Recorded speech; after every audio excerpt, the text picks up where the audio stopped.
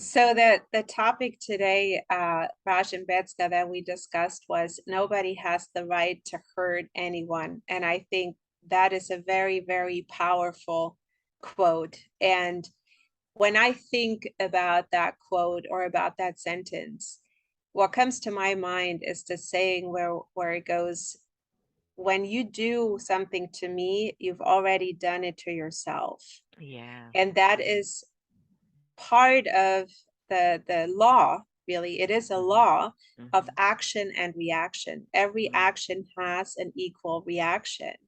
And Mm-hmm. I think that when we have experiences where somebody is hurting ourselves, when we are the one that is in that role of being hurt, that realizing how much hurt that does to the other person is something that's very,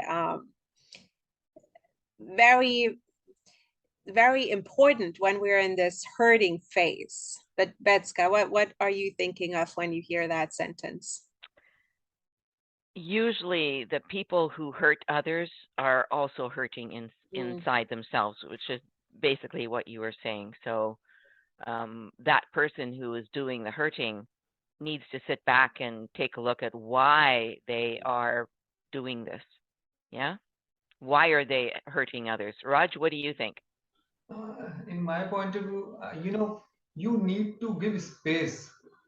Don't react fast all the time.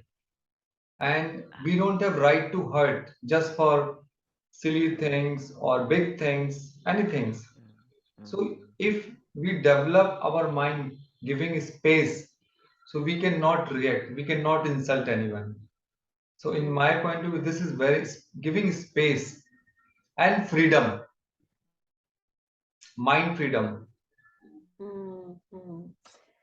When you say that freedom and that space, what comes to my mind is, oftentimes corporate environments when you have different individuals in different roles and there's a clear hierarchy and power, that oftentimes you still see that people in charge or people in authority feel that they can treat others with less respect or in a hurtful way, just because they're their superior on paper or in role or in responsibility at the job. And that is, when you're looking at leadership overall, something that really, really needs to be developed and needs to be equalized, because just because somebody has a certain role or a certain responsibility doesn't give them the right to treat others that are perhaps feeling like a level of dependency or feeling a level of fear of losing their job or not doing a good job. And that's where the strong leadership really um, differentiates itself from leaders that either need to be developed or really shouldn't be in a leadership position to begin with. And when I look at this, I mean, this topic that we don't have the right to hurt anyone. I mean, why do we need to hurt in the first place? I mean, why can't we just Mm, one of the issues I have discovered in my coaching practice is that people will hurt because they don't know how to communicate what's in their heart properly.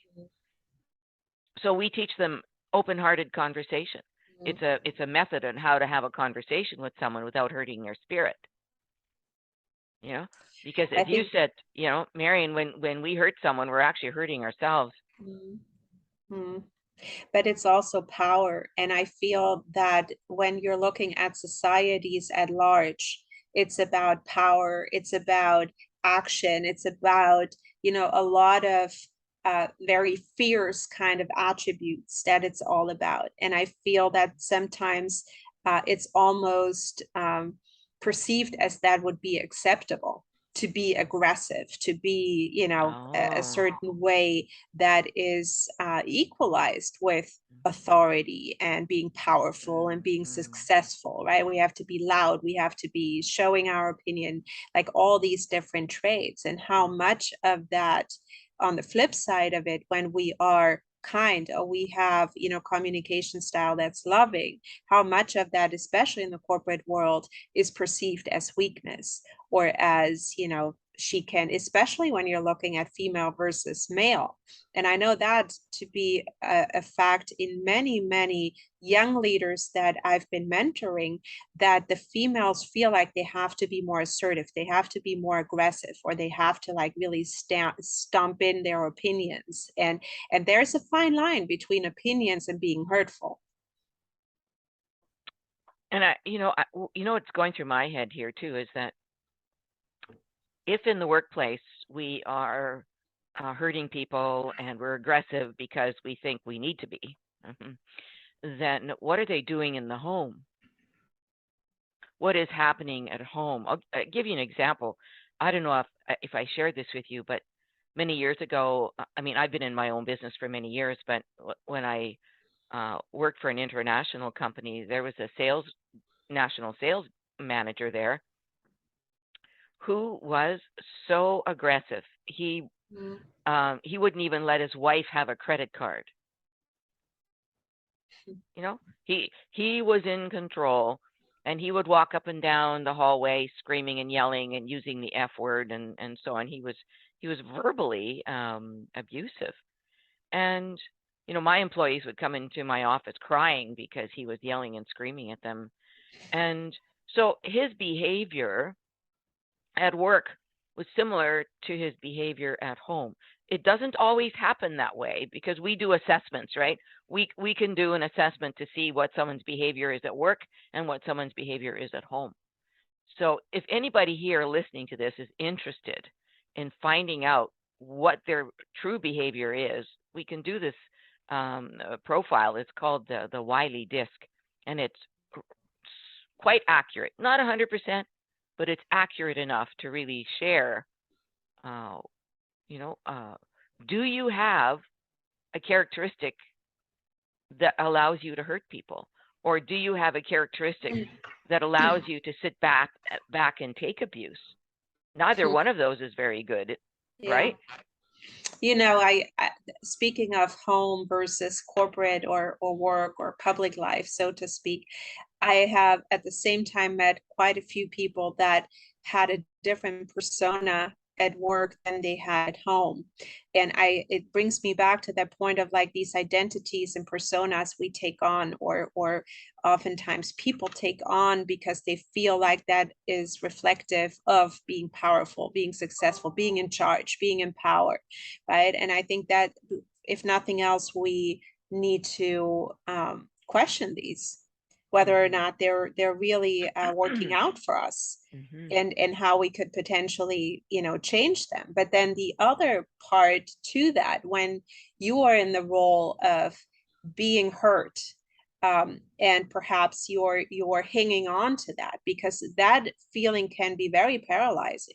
Yes. And I've seen many people, and now even on LinkedIn, on a platform like that, where many people speak out about being laid off or being hurt in a bad way at their corporate lives and in their professional lives. And the one piece that sticks out to me is we cannot change someone else. We don't have the control and the power over somebody else, but to get to a point where we can forgive, because that is going to free us. And it comes back to that saying that I had mentioned in the very beginning: whatever you do to me, you've already done to yourself. And it took me a long time to realize that that is true, because I think that most people have had experiences where they've been hurt or where they felt like mistreated in certain ways. But you're really only hurting yourself if you continue to hang on to that. It doesn't make it right, but you are not going to change anyone else. So here's a tool as we close off this podcast. Here's a tool that people can use. They can use it at home or they can use it at work. At home, you can sit down with your partner and you can share with each other what you need from that other person. What do you need? If you don't want that person to hurt you anymore, then you say that, what I need is a loving, kind, compassionate conversation. If I've done something that you don't like, then please say it in a nice way. And then the same in the workplace, the manager and the employee have the right to say to each other what they need from each other. And I don't just mean to do tasks on time, time management and all that stuff, right? I mean the relationship. What do you need? What characteristics do you want the other person to exhibit in your relationship with each other? It's a very powerful tool. My husband and I did it many years ago when we first got married. Wow. Everybody should do it. Yeah. Thanks, Raj. Thank you. Thank you. Thanks. Can anybody out there hear me? Hear me?